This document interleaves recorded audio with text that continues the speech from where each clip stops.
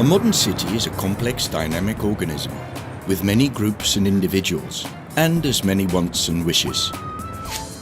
Things must be kept running smoothly. And to do this, the City Council draws up programs to establish the city's priorities. They decide how and where the city's funds will be spent on things like care, law and order, education, services, sport, and much more. This is ratified in the City Council's annual budget. In the budget, the programs are subsequently developed and refined so that the city officials can execute the policy. And the expenditure for the products and services are allocated to the various city districts.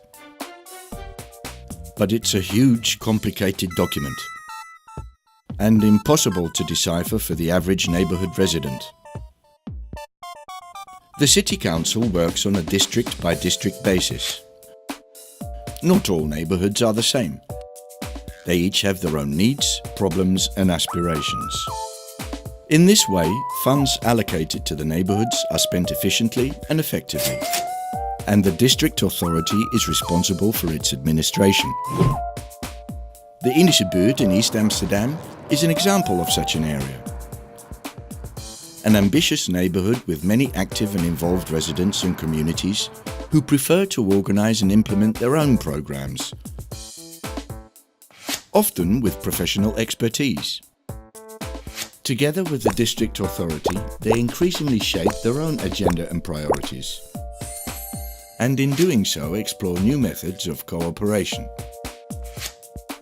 The City Council is happy with this, because it strives for a participatory society with much more space for residents' initiatives.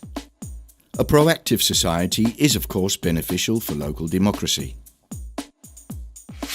The neighbourhood gladly accepts the challenge. This all seems to be coming together very nicely.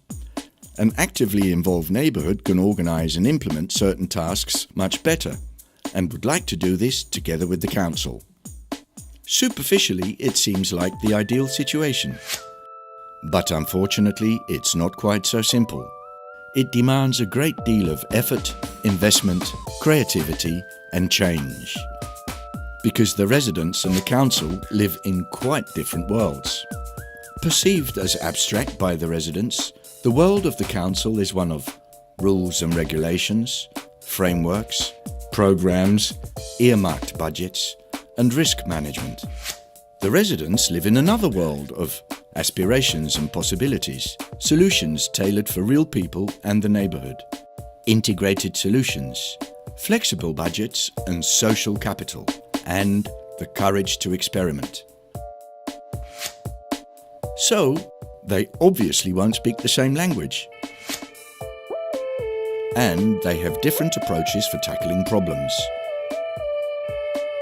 The friction in language and approach leads to misunderstanding, frustration, and doubt as to whether all parties desire the same thing. This leads to a lack of trust, conflict, and causes a great divide.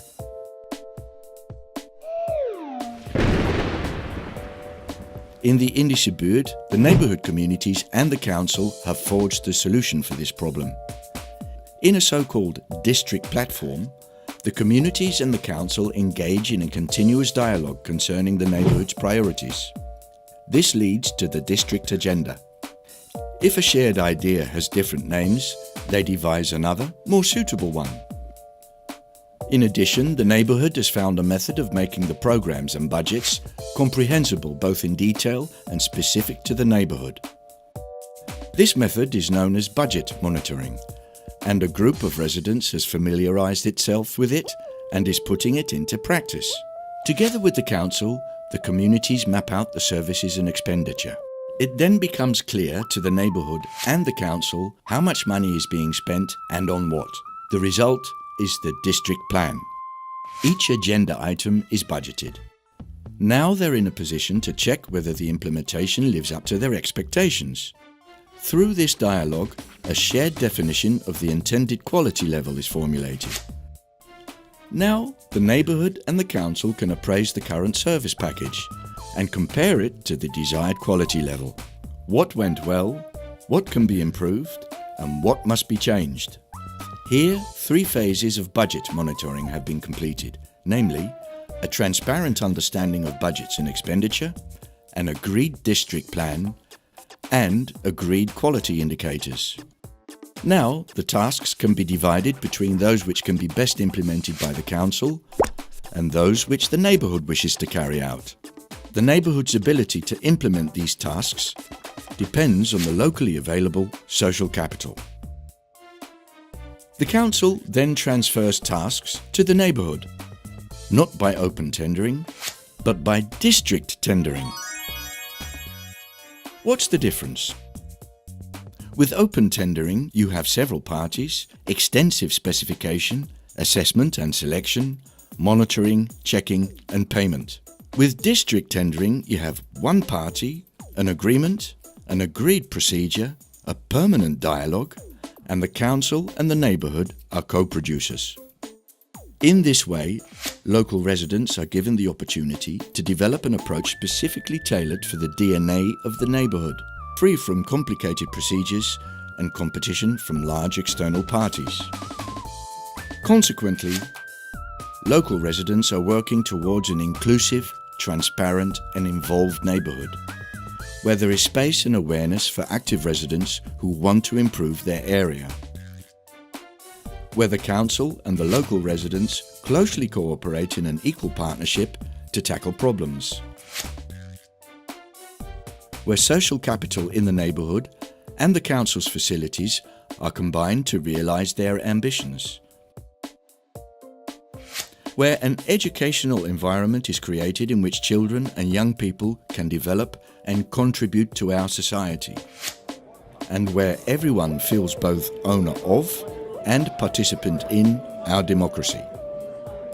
This procedure demands investment and support in the neighbourhood communities, flexibility in finance and policy, serious equal partnership from both sides, and especially mutual trust in each other, in the process and the desired objectives.